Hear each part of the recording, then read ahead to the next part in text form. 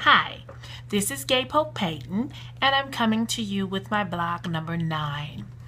Blog number 9 is going to touch on a very sensitive issue. It's going to be sensitive for both men and women because this is something that we're going to have to check ourselves on a regular basis. This blog is going to be entitled Married Men. Now, like I said, there's really no gentle way to talk about this, so I'm going to do it kind of like Tina Turner and Ike Turner did Creedence Clearwater Revival's Proud Mary, nice and rough. Okay, I'm gonna be as nice as I can, but I'm gonna give it to you straight with no chaser, because I don't do the candy shop. Remember, I don't do sugar-coated truth. I'm just gonna tell you the truth. Okay, married men. First of all, single women, there is a place for you in a married man's life, as far away from him as you can get. You have nothing to discuss with a married man who is not related to you by blood. If it's not work related, you don't have anything to talk to him that's going to last longer than 2 minutes. If it takes longer than 2 minutes, then put it in an email. But you don't need to have a conversation. You don't need to be texting back and forth with a married man. You don't need to be emailing back and forth with a married man. You don't need to be holding extensive conversation with a married man. You don't need to be explaining to him about how bad your boyfriend is treating you. You don't need to be doing any of that with a married man. You need to leave other women's husbands alone. You got to do for married men what you would want somebody to do for your husband if you had one, and leave him alone. Now, let me flip that. Women, if you find out that your husband is having extensive dealings with another woman, don't go to that woman. She did not make any vows to you. Your husband made vows to you. So you need to deal with your man and let him know that you're not going to stand for it, and do whatever you have to do to make it clear to him that you're not going to stand for it. But, confronting another woman and calling her, cussing her out, or, going to her job, busting one out of her car, that's not going to make your man stay at home. You need to deal with him, because he is the one that is breaking the vows that he made to you, not her, because she didn't make any vows to you. Men, sit down somewhere. Let me tell you something. Nobody died and left none of y'all sole heir to the throne of Zamunda. That means you get one wife. One wife. I mean, it's just like, in certain countries they say you can have as many women or as many wives as you can afford, but you work at Walmart. You know what I'm saying? Even if you work for the Coca-Cola company, even if you work offshore, you still can't afford to maintain more than one household. Who do you think you are? Sit down somewhere. You trying to have a wife, a girlfriend, and a busted baby down the street, and you know good and well that by the time your first baby mama get through taking withholding out of your paycheck, you barely got enough to pay the mortgage. So sit down somewhere. Be happy with what the Lord has blessed you with. It's always, I'm going to tell you something about the grass looking greener on the other side of the fence. The reason that the grass looks greener on the other side of the fence is because it's AstroTurf. AstroTurf is always green and pretty, but when you get over there and start walking on it, it hurts because it's plastic. It's plastic grass. It's fake grass. So when you walk on fake grass, it hurts to the touch, but it looks good from a distance. So don't mess up the real grass that's growing under your feet to get over there to some fake grass that you thought was better than what you had because of the fact that it looked better. Water the grass that's in your yard. Keep your own woman happy and quit worrying about all that foolishness. You got to go back and remember and think about the things that y'all did at the beginning of your marriage. What made you want to commit to her in the first place? And whatever that thing is, you need to find that again. If you get you some counseling, y'all get some, if y'all can't afford to go to counseling, go to Books A Million and get you some audio books and listen to books together and learn things together. Start finding some common hobbies. Start inviting her to go fishing with you. Invite her to go to the football games with you, to the basketball games with you. Invite her over, suggest to your friends that y'all have some parties that are for spouses too, and invite your wife over so she can make friends with your friends' wives. But I'm gonna tell you something, wives, if he invites you to go hunting, I just want you to start singing that Jennifer Hudson song. Well, Jennifer Hudson, Jennifer Holiday, whoever you want to get credit to for that song. If he invites you to go hunting, start singing. And I'm telling you, I'm not going. I heard about this man. It ain't funny. It's not funny, but it actually happened. There was a man who invited his wife, well, he took his wife hunting, and you know, she didn't even know. And a lot of women who have husbands who are living foul, they don't even know that their husband is living foul. But this man took his wife hunting, and talking about he turned and thought he was swinging on a deer, and shot his wife on accident and killed her. Okay, I would believe that, but it's certain things, you know, I'm a lawyer and my mind just gets to thinking, and I'm like, nah, that ain't gonna work, because y'all was squirrel hunting. If you were squirrel hunting, then why you got buckshot in your gun? You should have had some squirrel shot, which is much smaller shot, like BBs, and it ain't gonna kill. Squirrel shot is not gonna kill a human being. It ain't gonna kill no deer. It ain't gonna kill a human being. It might hurt. It's gonna hurt. It's gonna sting real, real bad. But what you doing buckshot in your gun if you hunt for squirrel? If your husband got some insurance money hanging over your head and he asks you to go hunting and you know that you ain't doing everything you need to do to keep your house happy, tell him, and I'm telling you, I'm not going. Okay? All right. That's just some free advice. I wouldn't go. I wouldn't go. I'd be like, I know we trying to work on our marriage. We're going to have to find something else to do to work on our marriage, because I'm not going. I know woods with you and no gun. Okay. What else was I going to say about married men? I mean, it's just like, single women, we have to think about these married men. And you remember that song with Whitney Houston and Deborah Cox? That was the bomb song. It was called Same Script, Different Cast. And it was about this married man who was messing around with Deborah Cox. Whitney was the first wife, and he was trading her in for a newer model. And so she was telling her, he did the same thing to me. You know, he demonized his first wife and made her look evil so that I would feel like I needed to rescue him. And I done rescued him and I've given my life to this relationship with him. And now he's trading me in for you. And you have to think about that, because like what Whitney Houston said, I love Whitney, but I mean, it's just like she has these good references. But in Waiting to Exhale, when she was talking about when she was dating that doctor, that married doctor, and she was saying that is my prize to trade places with Paulette, or whatever his wife's name was. Is that my prize to trade places with her so I can be the demon in 2 years' time, the woman who's making your life miserable while you whining to the new girl that you're trying to hook? It's just, you can't fall for the okie doke. If a man is not legally single, if he is not legally single, do not go in. I mean, I'm talking about separated man. He can say he's separated. I talked to you in blog number 2 about the 6 types of predatory men that you may meet out there. And number 1 and number 2 are married and separated men, because a separated man is the same thing as a married man if he does not have an executed divorce decree. And you just don't, I mean, people don't even think about that kind of stuff, but you have to think about it, because it's like you're trying to build a future, you're trying to build a life with this person, and he is just trying to get everything he can from as many women as he can. And he gonna tell you whatever he thinks you need to hear.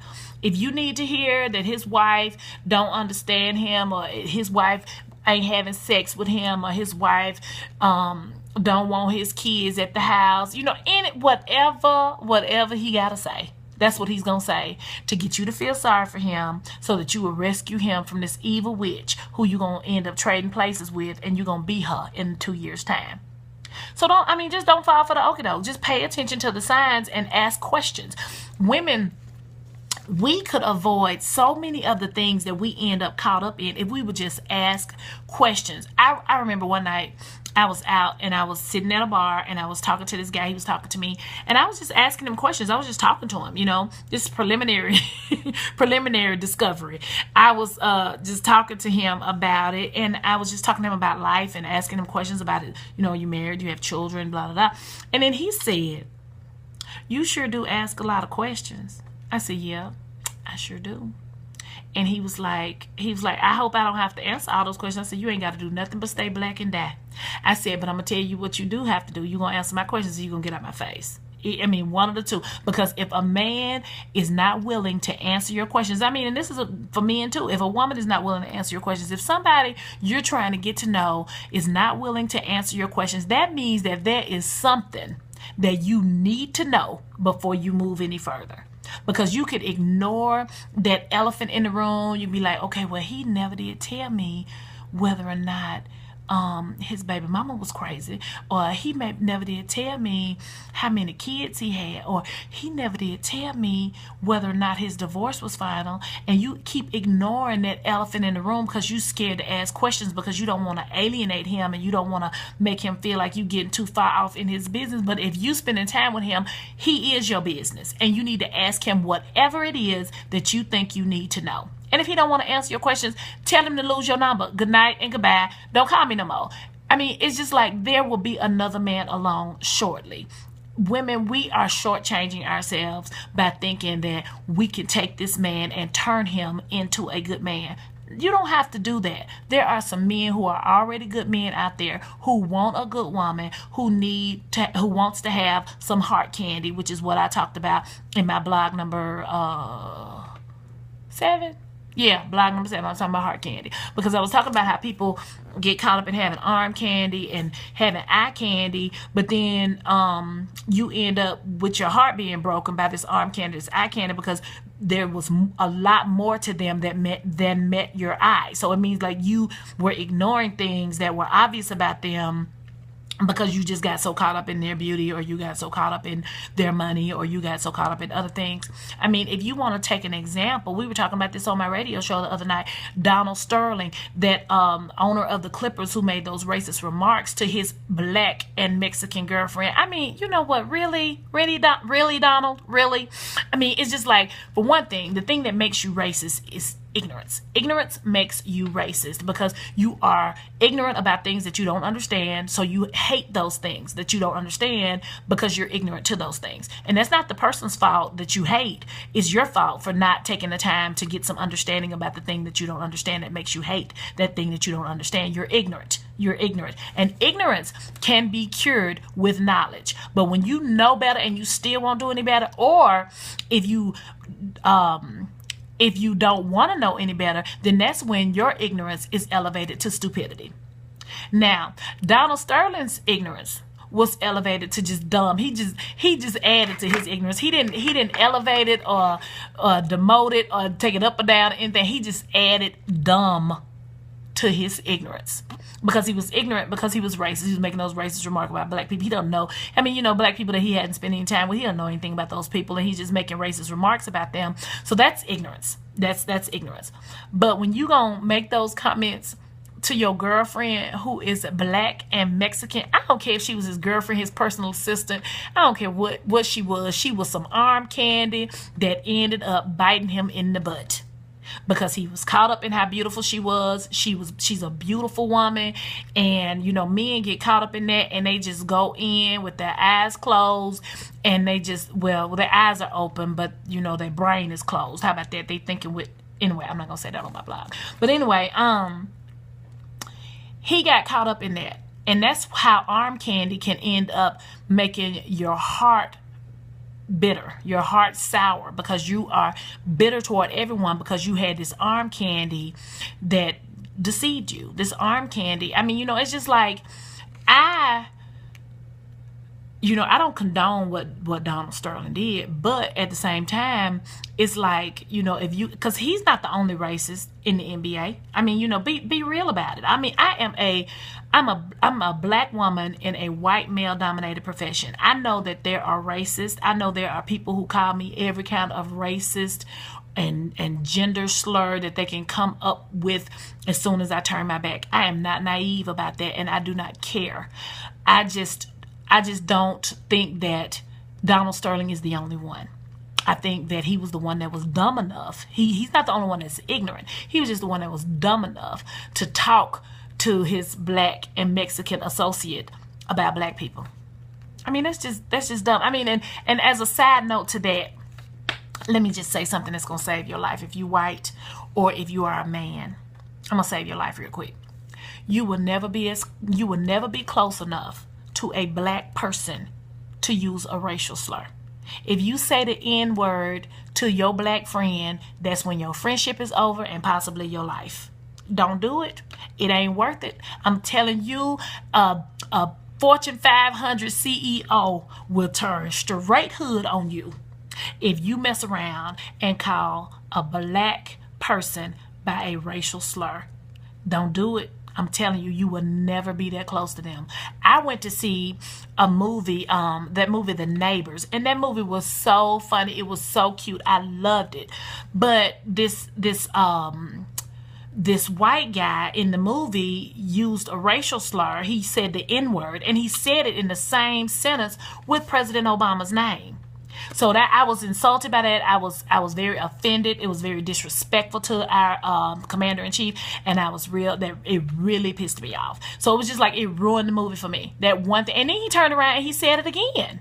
And then they turned around and tried to use some Jewish references to see if that was going to make it all right for them to have said the racial slur or use the racial slur that they used. But it did not. It did not make it okay. Nothing makes that okay. You will never be close enough to a black person to use the N-word, and you will never be close enough to a woman to call her a B or a hoe. You just can't do it. You cannot do it. It don't matter how close you think you are to her. Don't do it. I don't care if you married to somebody black and you white.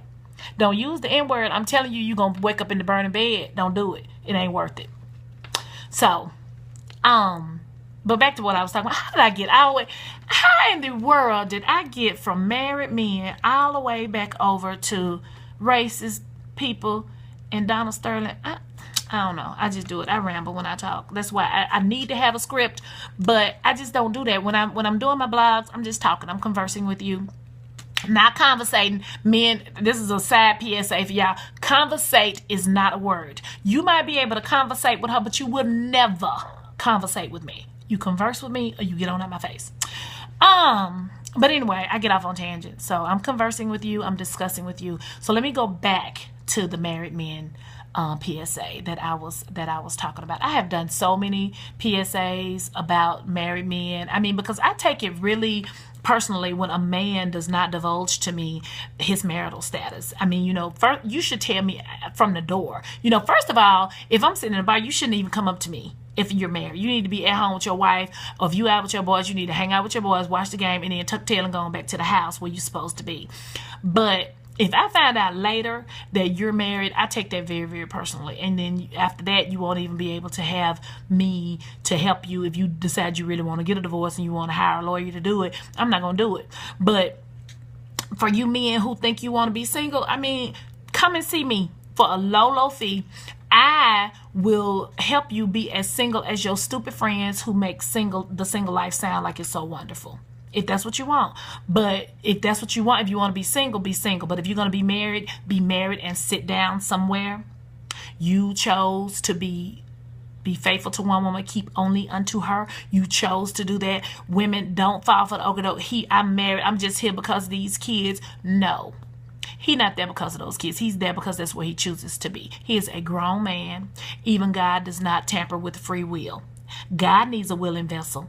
So his wife needs a willing vessel. And he is that willing vessel that is living at home with his wife and kids. He's not there because of the kids. He's there because it's more convenient. He does not want to start over. He's not sure about what you're going to do if he is single. Are you going to let me move in with you? No, fool. Have you lost your man? You're not moving in here. I mean, for one thing, women, you have to think about, even if he does leave his wife, think about the process that it has to go through. He's going to be mad with you because he's used to seeing his kids every day, and he's going to be seeing his kids every other weekend and every other holiday for a couple of days, and he's used to seeing his kids every day. His kids going to hate you. She going to hate you. So the wife is going to hate you. So she's not going to want to let the kids come over there if he's with you, because she's going to see you as the homewrecker, which you are if you broke up their marriage. So don't think that it'll be a smooth transition. Oh, he going to leave his wife. It's not a smooth transition. If one person does not want the divorce, then it is never a smooth transition. It's going to be a long, drawn out, painful process, and you're going to be right in the middle of it. Your relationship with him is going to be right in the middle of it, and you are not going to benefit anything from it. Because the thing about it is, you've never had this man. You just think you want him because you've only had those stolen moments with him. But wait till y'all start paying bills together, and y'all paying the mortgage together, or you paying the child support or the alimony to that woman that he left for you. Then you'll see what it's really like to have him. So don't want what other people have. Unless you're willing to go through what they went through to get it, then don't want what other people have. You know, don't covet someone else's husband. That's a commandment. Do not covet someone else's things. Just get your own man and sit down somewhere. Men, sit down somewhere.